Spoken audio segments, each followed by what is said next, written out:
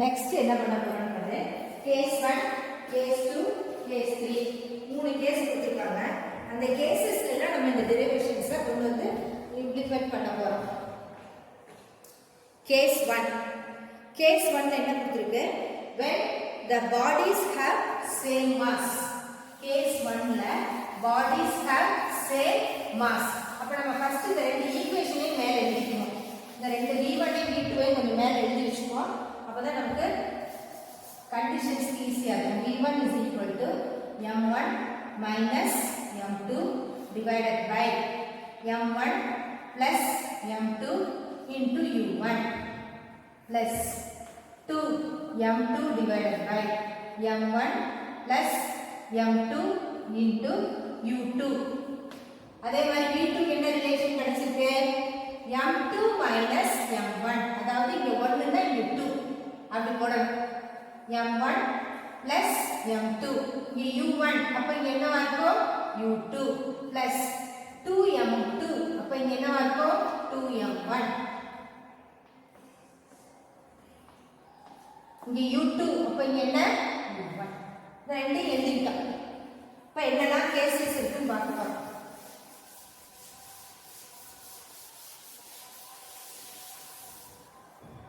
First case என்ன சொல்லிருக்காங்க? when the bodies have same mass. case 1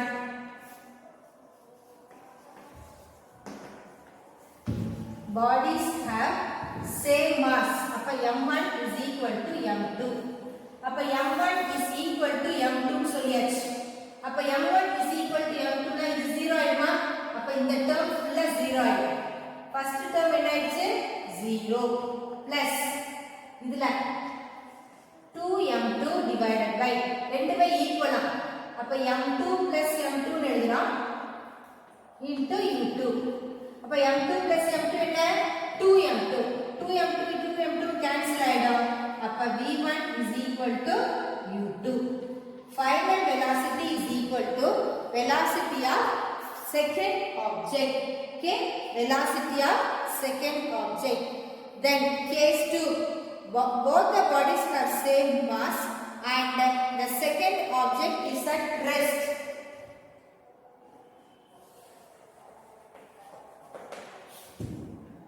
m1 is equal to m2 and second object is at rest ல u2 is equal to 0 ன்னு அர்த்தம். அப்ப u2 வந்து இங்க என்ன சொல்லிட்டோம்? 0. அப்ப ரெண்டுமே சேமா இருந்தா இதுதான் எக்ஸ்பிரஷன். u2 0வா? அப்ப v1 என்ன ஆயிடும்? 0 ன்னு.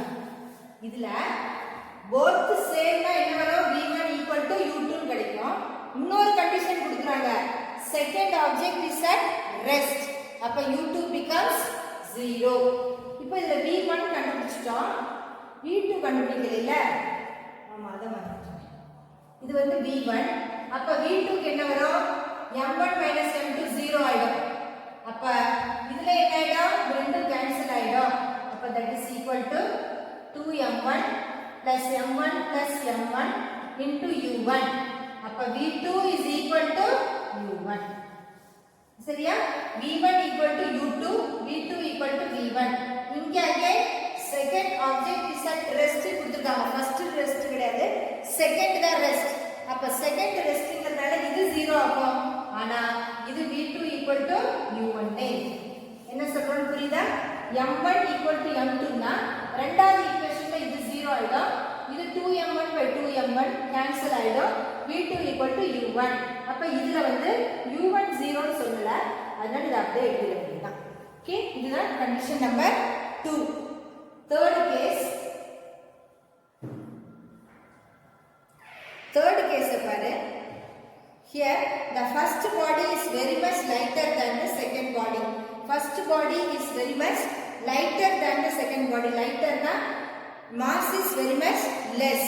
m1 is lesser than m2. அப்ப m1 by m2 ஃபர்ஸ்ட் கண்டுபிடிச்சுக்க போறோம்.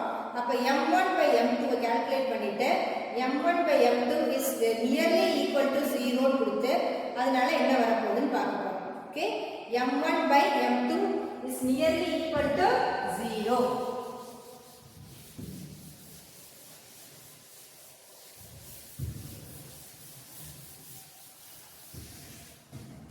Case 3. Case 3 la the first body is very much lighter than second body.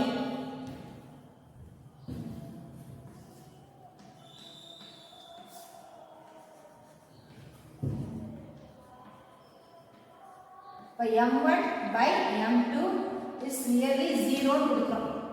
Okay, அப்ப first நம்ம என்ன பண்ண போறோம்? Two velocities v1 and v2 இருக்கா? அந்த எல்லா velocities v1 and v2 ல dividing the numerator and denominator by m2. Okay, dividing the numerator and denominator by m2. அப்ப m1 by m2 minus 1. இங்க m1 by m2 plus 1 plus divide by numerator by m2 na m2 இதுல m1 by m2 plus 1 into u2 சரியா இப்ப m1 by m2 இதுல denominator m2 இது m2 இது 1 u1 2m2 cancel ஆயிடும் m1 by m2 plus m2 by m2 என்ன 1 okay அங்க that is we are saying very less and also இதுல இன்னொரு கண்டிஷன் இருக்கு and also u2 equal to 0 அப்ப second object வந்து rest தான் அப்ப u2 வந்து 0 அப்ப இது 0 இது 0 இது எல்லாமே 0 அப்ப v1 என்ன ஆயிடுச்சு 0 ஆயிடுச்சு okay case 3 ல the mass 1 is very much less than mass 2 கொடுத்தாச்சு அப்ப என்ன ஆயிடுச்சு எல்லாமே 0 ஆயிடுச்சு அப்ப u1 0 ஆயிடுச்சு u1 into u2 second object is at rest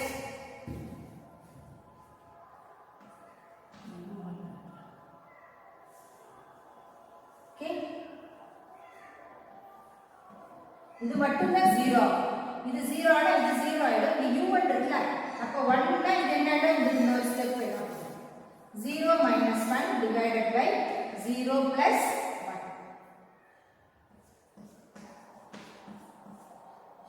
plus 0 அப்போ v1 is equal to இங்க minus 1 இருக்கனால minus okay so here total 0 ஆகும் இது 0 அப்ப minus 1 0 plus 1 0 minus 1 minus 1 u1 இருக்கு அப்ப minus u1 okay case 3 ல v1 என்ன கிடைச்சிருக்கு v1 is equal to minus u1 அடுத்து இத பார்க்கணும் v2 இதே மாதிரி v2 கால்குலேட் பண்ணு v2 is equal to v2 நீங்க என்ன பண்ண போறோம் இங்க numerator and denominator divide by m2 அப்ப இங்க என்ன இருக்கு m2 by m2 1 minus m1 by m2 divided by m1 by m2 plus 1 into u2 plus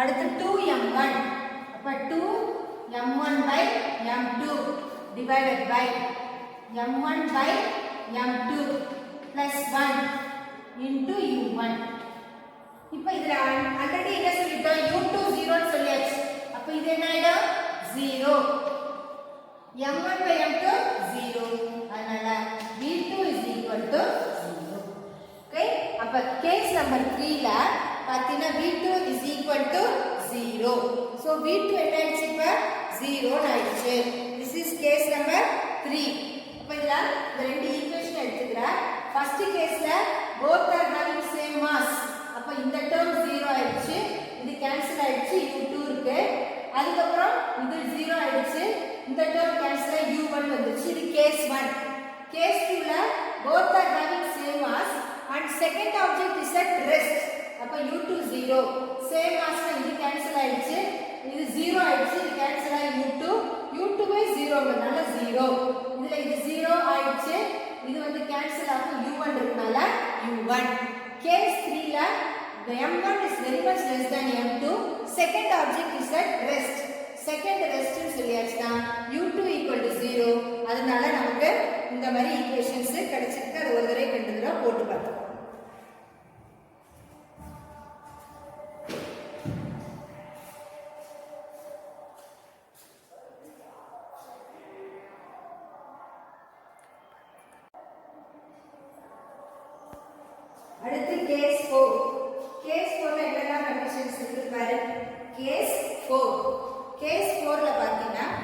the second body is very much lighter than first body. Okay, and the object, second object is at rest. Case 4 la second object is very much lighter than first object. Okay, case 4, second object M2 is very much less than M1 and second object at rest. At rest na enna meaning U2 equal to 0. Divide this equation by M2. First equation you going to divide the numerator and denominator by M1. M1 naga divide panna porom. V1 is equal to 1 minus M2 by M1, 1 plus M2 by M1 into U1 plus 2 M2 by M1 divided by 1 plus M2 by M1 into U2. சரியா? அப்ப என்ன இருக்கும்? M2 by M1 is nearer to 0 ன்னு சொல்லிட்டோம். அப்ப இது 0 வா? இது 0 வா? அப்ப என்ன ஆச்சு? 1 minus 0 by 1 plus 0 into U1. U2 by 0 அதனால இது 0 ஆயிடுச்சு. ஓகே, அப்ப இந்த கண்டிஷன்ல நமக்கு V1 என்ன கிடைச்சிருக்கு? V1 is equal to U1. Okay, அப்ப இதுல V1 is equal to U1 அப்படி கிடைச்சிருக்கு. இதே மாதிரி இப்ப என்ன பண்ண போறோம்? நம்ம V2 வை கால்குலேட் பண்ண போறோம். V2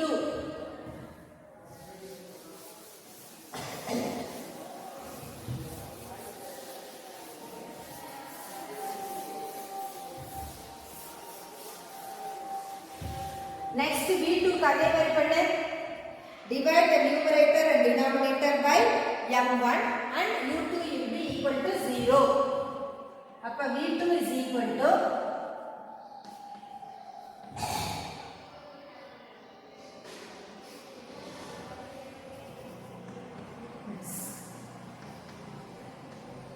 into U2 plus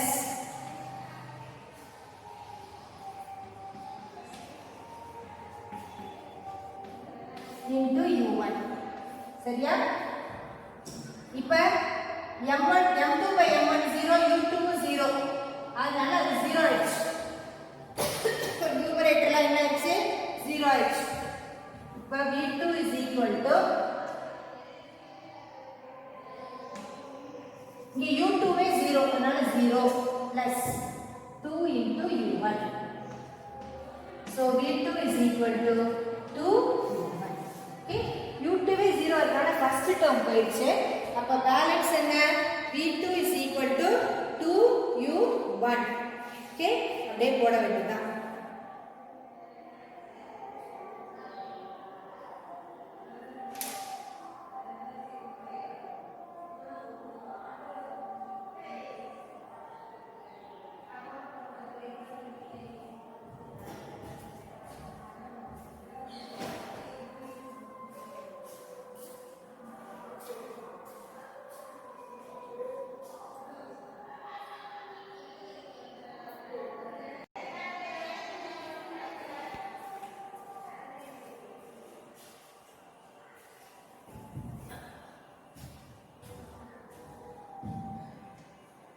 Next என்ன பார்க்க போறோம் பாரு.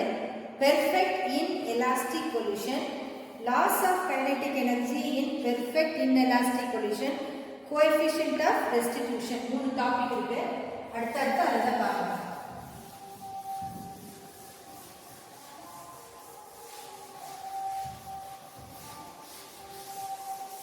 Next perfect inelastic elastic collision பார்த்தாச்சு. அடுத்து inelastic collision. Perfect inelastic collision. Perfect inelastic collision அப்படினா என்னன்னா இங்க it is completely inelastic when they stick together permanently.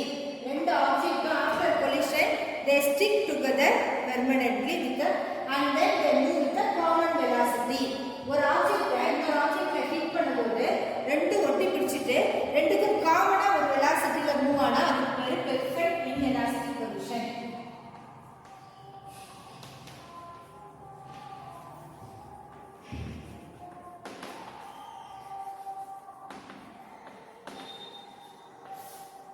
Okay அப்ப இங்க என்ன பண்ண போறோம் we are considering two objects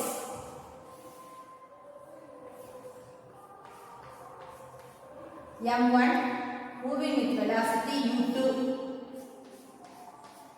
m2 moving with velocity u2 after collision they stick together okay இது m1 இது m2 அப்ப ரெண்டுக்கும் ஒரே velocity தான் மூவ் ஆகும் and they move with the same velocity is called as perfect inelastic collision அப்ப இதோட momentum வேணும்னா m1 u1 இதோட momentum வேணும்னா m1 u2 அதோட momentum வேணும்னா m1 plus m2 into v okay அப்ப total momentum conservation of momentum use பண்ண போறோம் law of conservation of momentum law of conservation of momentum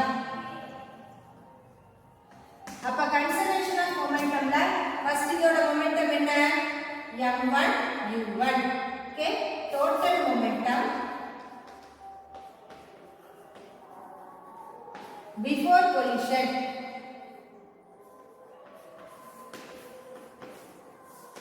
m1 u1 plus m2 u2 total momentum after collision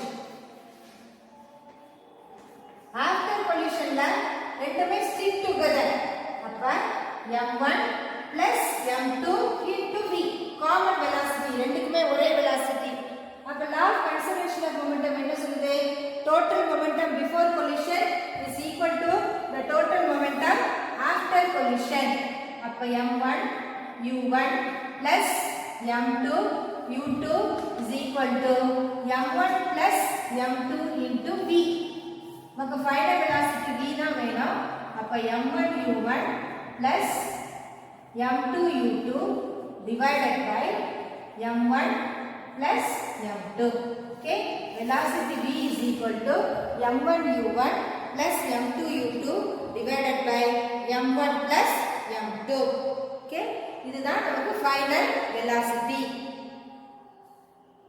next we have to calculate the loss of kinetic energy in perfect inelastic collision kinetic energy before collision and total kinetic energy after collision calculate பண்ண போறோம் அப்படி calculate பண்ணிட்டு ரெண்டை subtract பண்ணோம்னா we will get the loss of kinetic energy okay அப்ப momentum இது பண்ணிட்டு we are going to use law of conservation of energy இதுல என்ன போட போறோம் conservation of kinetic energy அப்ப total kinetic energy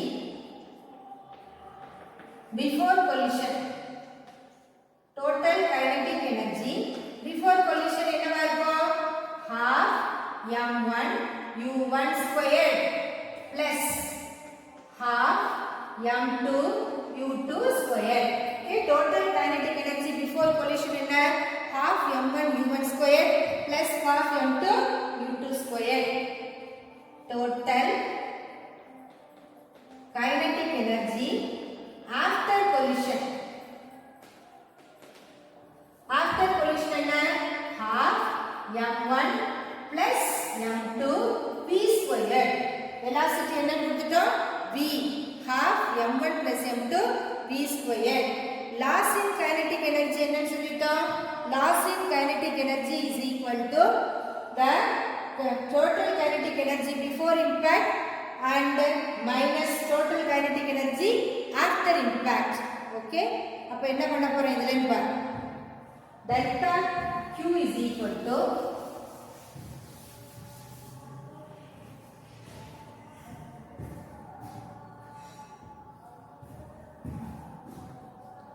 loss in kinetic energy is equal to kinetic energy final minus kinetic energy initial. So delta Q is equal to delta of kinetic energy. Okay, delta Q is equal to delta of kinetic energy, that is loss in kinetic energy.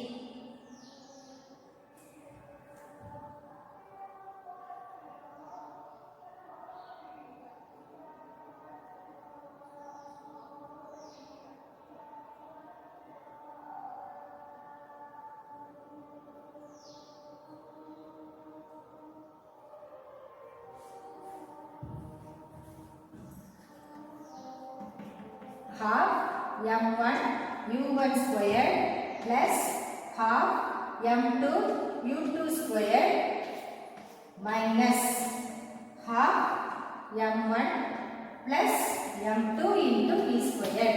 Okay, this is the final expression. This is called as the loss in kinetic energy.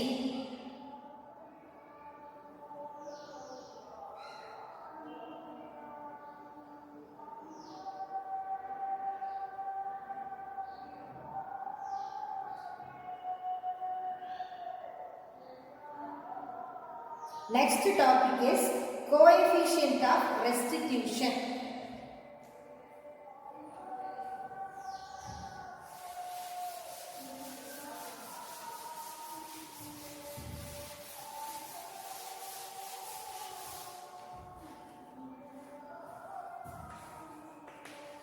Coefficient of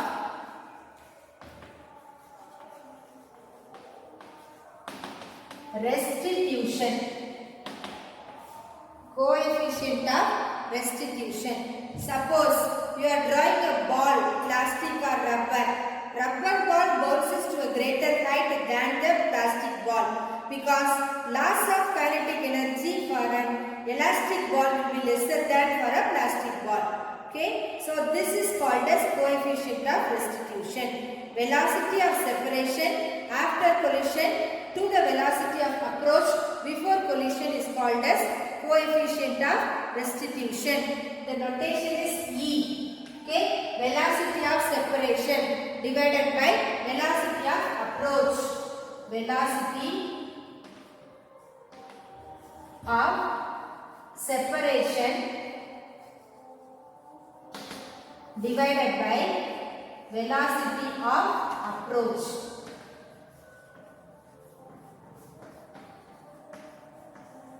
This is called as coefficient of restitution. Okay, அப்ப elastic collision ல நம்ம என்ன சொல்றோம், velocity of separation is equal to velocity of approach.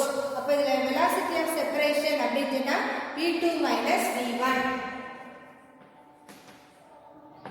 by u2 minus u1. v2 minus v1 is equal to u2 minus divided by initial velocity is u1, therefore u1 minus u2. Okay, v2 minus v1 divided by u1 minus u2. In elastic collision means the velocity of separation is equal to velocity of approach.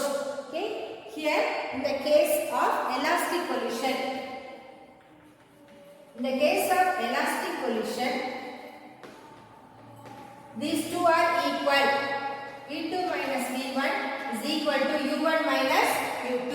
Velocity of separation is equal to velocity of approach. When these two are equal, what will happen to E?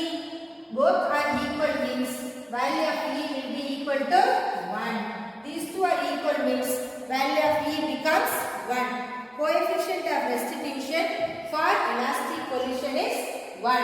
Coefficient of restitution for elastic collision will be 1. Okay, and generally the coefficient of restitution varies from 0 to 1. Okay, coefficient of restitution value is from 0 to 1.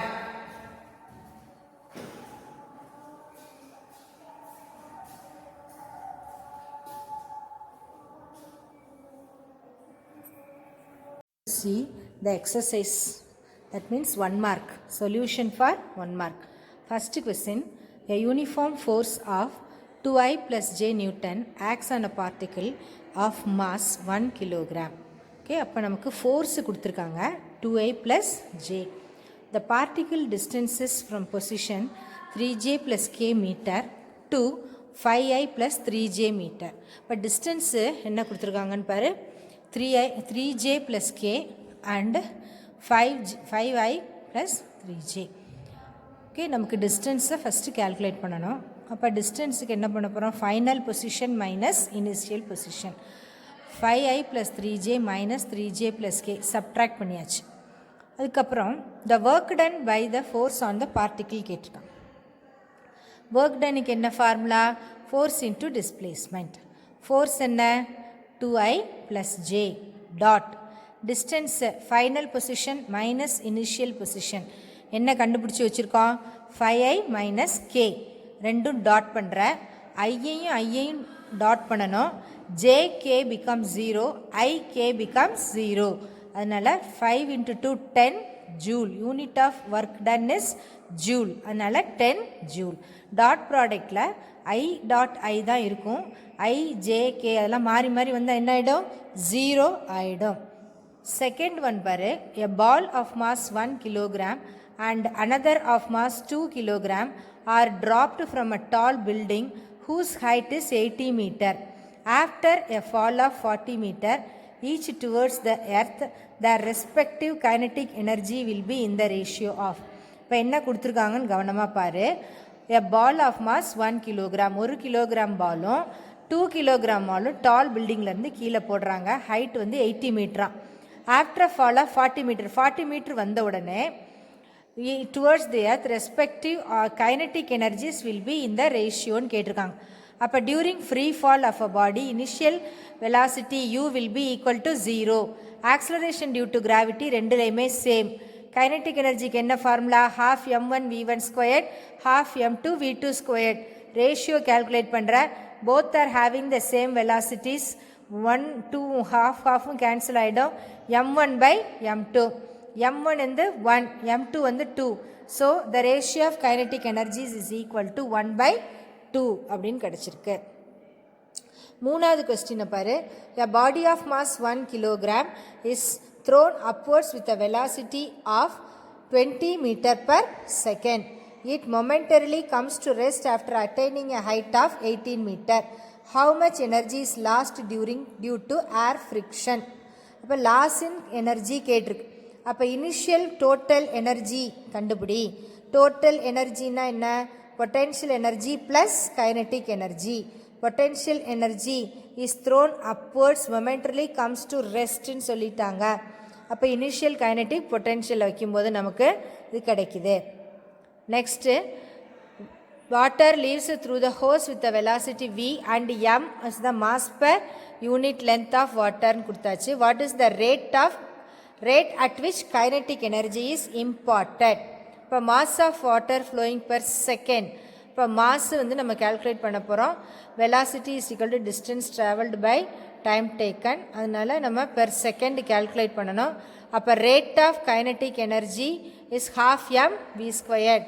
அப்போ mass m என்ன mv அதனால் half m v cube இப்போ இதில் என்ன கிடச்சிருக்கு rate of kinetic energy is half m v cube body of mass 4 meter is lying in xy plane at rest ன்னு சொல்லியாச்சு suddenly explodes into 3 pieces 2 pieces each of mass m perpendicular to each other with the equal speed total kinetic energy generated due to explosion கேட்டிருக்கு law of conservation of momentumல p1 plus p2 plus p3 0 அப்போ p1 plus p2 is equal to p3 moment p1 என்ன mass into velocity 2m v1 equal to root 2 இல்லை நமக்கு என்ன கொடுத்துருக்காங்க 2 பீசஸ்ன்னு கொடுத்து பெர்பெண்டிகுலர்னு கொடுத்தாச்சு total energy half m v squared plus half m v squared plus half 2m into v1 squared இப்போ ஒன்றுக்கும் தனித்தனியாக பார்க்குற mv ஸ்கொயர்டு இதில் வந்து mv ஸ்கொயர்டு பை 2 அடுத்த 2 கேன்சல் ஆகிடும் அப்போ எல்லாத்துலேயும் நமக்கு என்ன கிடச்சிருக்கீங்க 3/2 m v ஸ்கொயர்டு இப்போ இது ரெண்டையும் mv ஸ்கொயர்டையும் half mv ஸ்கொயர்டையும் ஆட் பண்ணினா என்ன கிடைக்கும் 3/2 m v ஸ்கொயர்ட் இந்த potential energy of the system கொடுத்துருக்காங்க அதில் வந்து நம்ம work is done against the conservative force potential energy of the system increases if work is done against the conservative ஃபோர்ஸாக இருந்தால் தான் நமக்கு என்ன கிடைக்கும் the work done is against the conservative force okay அப்போ இது என்னெல்லாம் ஆப்ஷன்ஸ் கொடுத்துருக்காங்களோ 4 ஆப்ஷனே முதல்ல ரீட் பண்ணி பார்த்துட்டு தான் நம்ம எப்போவுமே ஆன்சர் பண்ணணும் ஓகே ஆன்சரை பார்த்துட்டு டக்குன்னு எழுதக்கூடாது first the system against conservative force non conservative force upon the system by the non conservative ஃபோர்ஸ்லாம் கொடுத்துருக்காங்க 4 ஆப்ஷனே ரீட் பண்ணிவிட்டு எது கரெக்ட் ஆப்ஷனுங்கிறத அப்புறம் தான் நமக்கு பார்த்து எழுதணும் வெரி வெரி இம்பார்ட்டண்ட்டு ஓகே இப்போ ஃபஸ்ட்டு வந்து என்ன செய்கிற மொமெண்டத்துக்கு வந்து law of conservation of momentum வச்சு இதை பார்க்குற அதுக்கப்புறம் நம்ம என்ன பண்ணுறோம் தனித்தனியாக கால்குலேட் பண்ணி டோட்டல் பார்க்குறோம். ஃபஸ்ட்டில் பார்த்தீங்கன்னா mass per unit mass of the water flowing per செகண்டை கால்குலேட் பண்ணிவிட்டு அதுக்கப்புறம் மிச்ச வேல்யூஸை பார்க்கணும். ஓகே, அப்போ எப்போ 1 மார்க் கொடுத்தாலும் கொஸ்டினை நல்லா ரீட் பண்ணணும். ரீட் பண்ணிவிட்டு 4 ஆப்ஷனை ரீட் பண்ணிவிட்டு கேல்குலேட் பண்ணி பார்த்துட்டு எழுதணும். சம்டைம்ஸ் எக்ஸாமில் ஆப்ஷன்ஸை மாற்றி ஏ பின்னு படிச்சுக்கக்கூடாது, ஆப்ஷன்ஸை மாற்றி கொடுப்பாங்க. கொஸ்டின் ஒரே மாதிரி இருக்க மாதிரி இருக்கும், ஸ்லைட்டாக ஒரு நம்பரோ ஒரு சைனோ எதையாவது லைட்டாக சேஞ்ச் பண்ணி கொடுப்பாங்க. அதனால் கவனமாக ரீட் பண்ணிவிட்டு ஒர்க் அவுட் பண்ணி பார்த்துட்டு எழுதணும், அப்போ தான் கரெக்டாக இருக்கும். ஓகே, அப்போ கொஸ்டின்ஸை நல்லா ரீட் பண்ணிவிட்டு 4 ஆன்சருக்கும் ஆப்ஷனை கொண்டு வா. தனித்தனியாக ஒர்க் அவுட் பண்ணி பார்த்துட்டு தான் நீ ஆன்சரை போடணும், மனப்பாடம் பண்ணி யாரும் எழுதக்கூடாது. ஓகே, அப்போ தேர்டு கொஸ்டினில் பார்த்தீங்கன்னா potential energy of the system இன்க்ரீசஸ்ன்னு கொடுத்துருக்கு. இன்க்ரீசஸ் அப்படின்னாலே ஒர்க் டன் அகேன்ஸ்ட் கன்சர்வேட்டிவ் ஃபோர்ஸாக தான் இருக்கணும், அப்போ தான் இன்க்ரீஸ் ஆகும். அது நமக்கு தெரியும், அதை பார்த்து நீ போட்டுக்க வேண்டியதான். ஓகே, அப்போ நமக்கு இப்போ 4, 5, 6 கொஸ்டின்ஸ் பார்த்தாச்சு. நெக்ஸ்ட்டு பாரு, நெக்ஸ்ட்டு நம்ம நெக்ஸ்ட்டு கொஸ்டினுக்கு போகிறோம். நெக்ஸ்ட்டு கொஸ்டினில் என்ன கொடுத்துருக்குன்னு பாரு.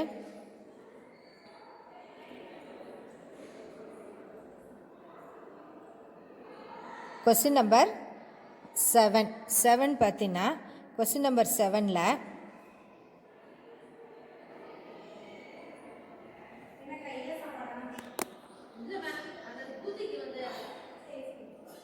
கொஸ்டின் நம்பர் 7 இந்த கொஸ்டின் நம்பர் 7ல் வாசிச்சுக்கிட்டே வருவோம். இப்போ அதில் என்ன கொடுத்துருக்குன்னு பார்க்க போகிறோம். இப்போ இந்த கொஸ்டின் நம்பர் 7ல் என்ன கொடுத்துருக்குன்னு பாரு. அதுக்கு முன்னாடி இந்த கொஸ்டின் ஒரு தடவைக்கு 2 தடவை வாசிச்சுட்டு எழுதணும். What is the minimum velocity with which a body of mass m must enter a vertical loop of radius r அப்படின்னு கேட்டிருக்காங்க. Okay, to complete the loop minimum velocity என்னன்னு கேட்டிருக்காங்க. அந்த டிரைவேஷன்லேயே நம்ம பார்த்துட்டோம், டிரைவேஷன்லேயே பார்த்தாச்சு. What is the minimum velocity, அதில் இந்த பாட்டமுக்கு வரணும்னா √5gr, டாப்பாக இருந்தால் √gr, பாட்டமாக இருந்தால் √5gr. ஃபார்முலாஸை கரெக்டாக மனப்பாடமாக வச்சுருந்தீங்கன்னா நீ எழுதிடலாம். Work done by the conservative force for a closed path, by the conservative force அப்படி இருந்தால் என்னாகும், work done by the conservative for a closed path is always 0. Work done என்ன 0 கன்சர்வேட்டிவ் ஃபோர்ஸாக இருந்தா. If the linear momentum of the object is increased by 0.1%, then kinetic energy is increased by, அப்போ E என்ன, p squared by 2m, E is directly proportional to p squared. Momentum increases by 0.1% இருக்கு, இப்போ p plus 0.1 by 100, 1.001 p, k dash by k p1 by p whole squared, 1.001 whole squared, அதை விரிச்சு எழுதினா 1.002.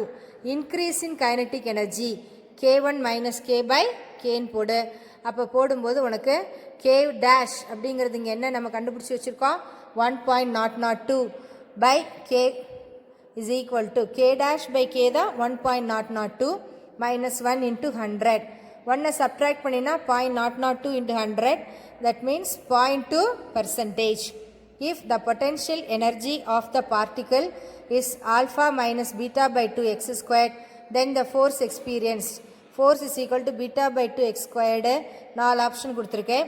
ஃபோர்ஸுக்கு என்ன formula, potential எனர்ஜியை வச்சு minus negative potential gradient minus du by dx, u எவ்வளவு, alpha minus beta by 2x squared, differentiate கான்ஸ்டன்ட்டுக்கு 0, இதுக்கு beta by 2 into 2x, வெளியில் ஒரு மைனஸ் இருக்குது, மைனஸ் இன்ட்டு மைனஸ் ப்ளஸ்ன்னு ஆகிடும். இப்போ உனக்கு beta x. So force acting on the particle experienced by the particle is equal to beta into x. சரியா, force experienced by the particle எவ்வளோ வந்திருக்குப்பா, beta into x. அதை பார்த்துக்கோ.